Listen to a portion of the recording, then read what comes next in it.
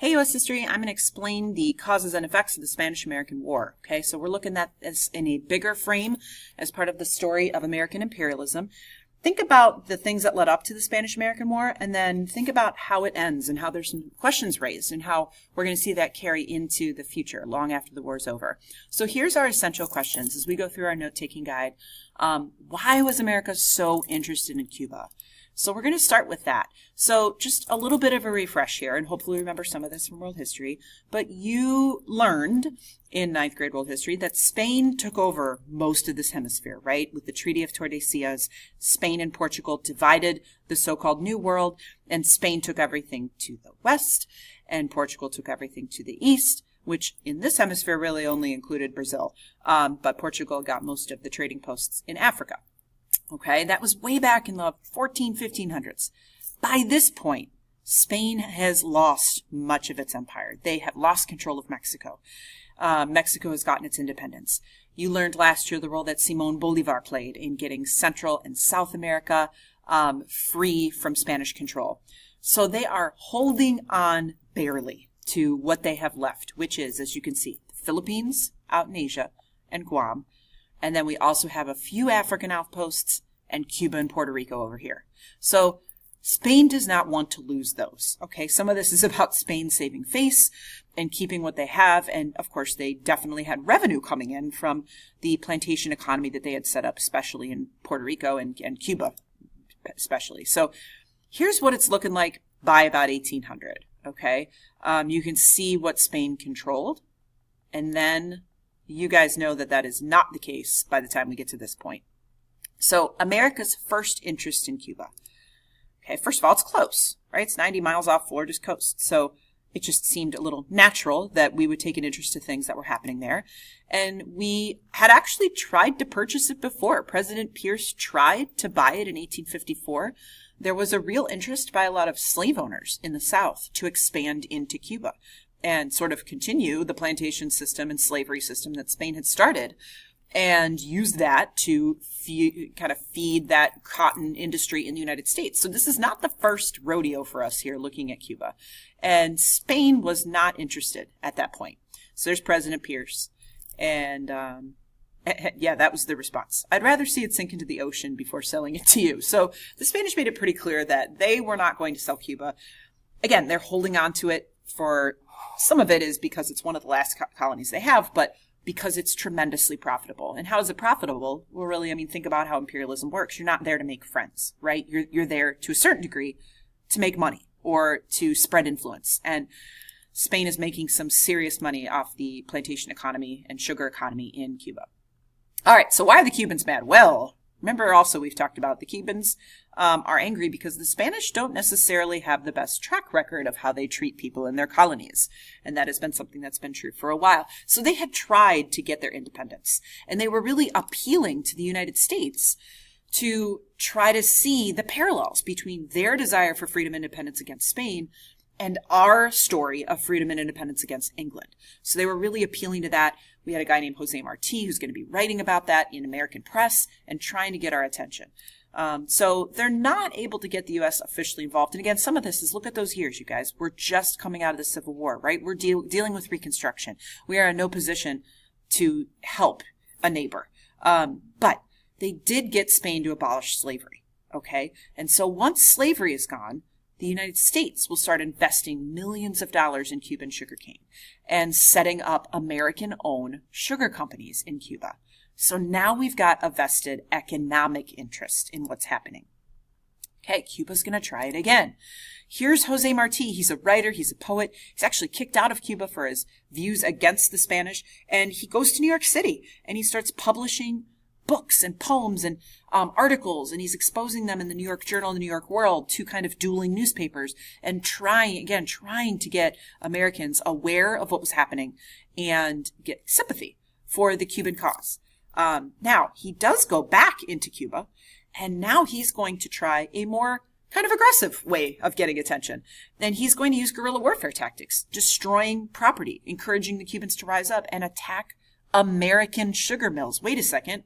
I thought he was trying to get the United States to pay attention. Well, he is. He is trying to get the U.S. to pay attention. He realizes that hey, if they're not listening to what I'm writing, maybe they'll listen when it hurts their wallet, and when it hurts their trade. And it's the same strategy we saw, I would argue, the Boston Tea Party tried, right? It's the same thing, you guys. There's so many parallels here. So he wants to provoke the U.S. into helping the rebels with what they called Cuba Libre. So freeing Cuba, the Free Cuba movement. So we start to see by 1895, some Americans really do sympathize with the Cubans, but a lot of them are still supporting Spain for, the trade and the businesses that are there, that we had there. So that explains why we're so interested in Cuba. Okay, next essential question. How does Spain react to Cuba's uprising? So let's check this out. Okay, here's General Weyler. Remember we talked about him with our scavenger hunt. He's nicknamed the Butcher. Okay, this guy is brutal. So he is sent to, quote, restore order. What does restoring order mean? Well, to him, it means setting up these horrible forced labor camps where people will be starved, people will be beaten, people will not be treated fairly. 300,000 die from hunger and disease, you guys. The Cubans here are dying from hunger and disease at the name of Weyler's actions. So this is when we start to see the American press change even more. Okay, so this is Cuba, the island. You see the anarchy and its Spanish misrule. So this is, she's in the hot seat here. So this is where we start to see the American press changing a bit and sympathizing more with the Cubans. Okay, so we're going to come back to this video. I'm going to keep going for all intents and purposes, but I'm going to post this on Classroom. It's about 8 minutes. It's a great sort of short, sweet, condensed version of what the causes and effects of the Spanish-American War were. So definitely check that out. All right, why do Americans turn against Spain completely? What happens there? Okay, and we cannot deny the fact of what is yellow journalism here. And these two guys, Joseph Pulitzer and William Hearst, the Hearst Company, you guys, still owns a ton of magazines and newspapers in this country. If you've ever heard of the Pulitzer Prize, it's named after Joseph Pulitzer. And so they own the New York Journal and New York World, and they are trying to sell papers. Okay, and what we know in U.S. history, and I would say what we know on social media and what we know in television today, is bad news sells. And these guys figure that out, that they sell more papers when they publish these often completely exaggerated accounts of what the Butcher Weyler was doing. So we know Weyler was bad, right?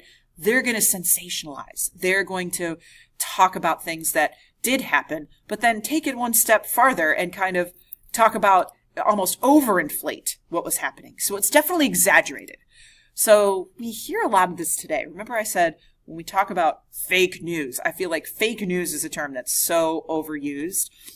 A better term to describe what we see happening on social media today is viral disinformation. Viral disinformation is a good modern day example of yellow journalism. Okay, so were these things happening? Yes. But were they happening to the extent that they were publishing them? No. They are fanning the flames, okay? And they're doing it to sell papers. It's clickbait, you guys. It's clickbait before there was clickbait. So we've got Frederick Remington is sent to Cuba, and he is told to report on the war. And he writes back in this famous telegram, a war between the U.S. and Spain seems unlikely. It's quiet here. I'd like to go home.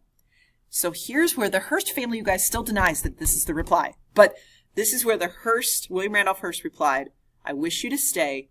You furnish the pictures, and I will furnish the war.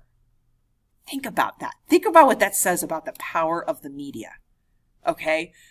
This is some scary stuff, right? I don't have to tell you that social media is our newspapers, and our viral disinformation is their yellow journalism. And you guys, pictures and images and stories have such a power to shape public opinion. And when we look at the Spanish-American War, we can hear the echoes of yellow journalism today in our modern conversations about social media, about the election of 2016, right? Foreign involvement potentially in that election and undermining the truth. I mean, these are all things we're still dealing with. So I want you to recognize that and see the roots of that here in the Spanish-American War. Okay, now, President McKinley tries to work it out. Here he is, Canton-born, Ohio boy, yay us, takes office. And he is, I would say, he's not known for being the strongest of presidents, okay? So he is going to back down to public opinion in several instances. But he does get Weyler recalled. He does force the Spanish to roll back on those camps. And he does allow the Cubans to get some self-government. So we got to give credit where credit is due there. Okay, now, here's what I call the modern, this is the WikiLeaks of 1898. Ambassador de Lome writes this letter, okay, this is like an email, that no one else is supposed to see. He's writing it back home to another Spanish guy, and he's making fun of McKinley. And he's saying, oh, he's weak. He just says what people want to hear, you know? And remember, in the United States, we make fun of our leaders all the time. I mean, turn on Saturday Night Live every Saturday, right? And they're making fun of our leaders. But if somebody else does it, oh no, that's not okay. Like, you can't do that, right? How dare you say that about our leader? So we were very offended at Spain. And even though he apologized, we were still offended. We were still upset. So here's where we're going to see this is going to really result in the actual war. So we're going to check out this little video here on yellow journalism. And then I want us to get into the actual explosion of the Maine and look at how it's reported in the American press and see what we're talking about here. We talk about yellow journalism. And I want you to think about, why is this called the Splendid Little War? And why do many historians say we weren't led into war? We got the war we wanted. Think about that as we look at the Spanish-American War. So now we're going to check out that video that shows you the causes and the effects, and then we're going to dive into yellow journalism. Okay? Let's do it.